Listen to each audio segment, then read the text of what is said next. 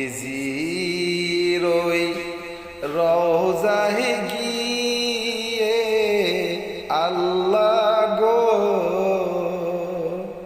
আমরা যেন সালাম দিতে পারি গো।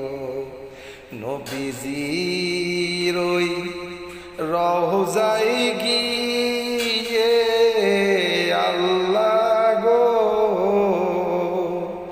আমরা যেন সালাম দিতে আল্লাহ পারি গো।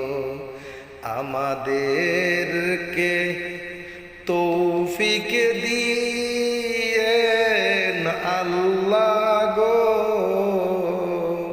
যাতে আমরা যেতে পারি রওজাতে, যাতে আমরা